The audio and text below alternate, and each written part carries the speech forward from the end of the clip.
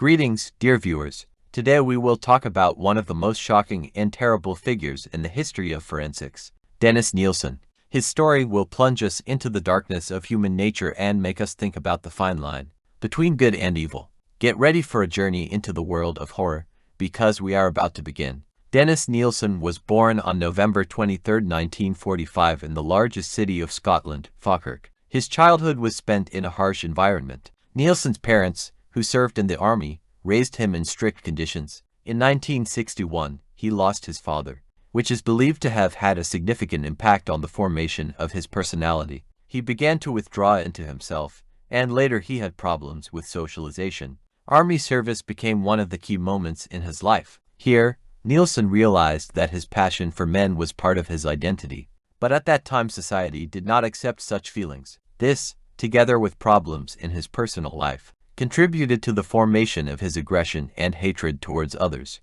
After serving in the army, Dennis moved to London and got a job in the civil service. Over time, his mania became more and more obvious. In 1978, while in the apartment, he began to kill young men. The first victim was 16-year-old Stephen Walker. Nielsen lured him to his apartment, where he committed the murder. Afterwards, he experienced a terrible shock as he realized what he had done.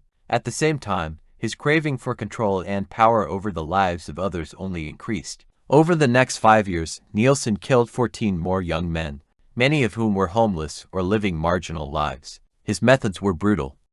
He not only killed his victims, but also often abused them. Seeking to realize his painful fantasies, Nielsen often kept the bodies of his victims in his apartment, even trying to hide them in furniture or in the bathroom. This became another stage of his mental degradation. Nielsen tried to cover up his crimes, and even lit a fire in the furnace in an attempt to burn the remains. In February 1983, after an unexpected disappearance in the apartment, Nielsen was detained by the police when neighbors began to smell a bad smell in his apartment. As a result of the search, the police found parts of human bodies, which shocked even experienced detectives. At the trial, Dennis Nielsen pleaded guilty, admitting that his actions were terrible, but tried to explain it as mental disorders. He claimed that he killed to save his victims, which showed his sick perception of reality. The court sentenced him to life imprisonment. Nielsen's story is important to the study of violence caused by mental disorders. His case has been the subject of numerous documentaries,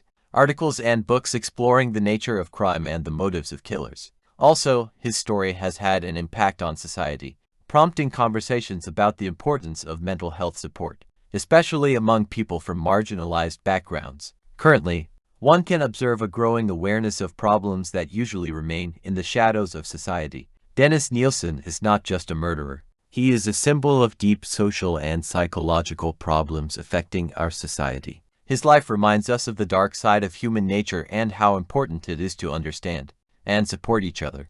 I hope this story has helped you better understand this tragedy.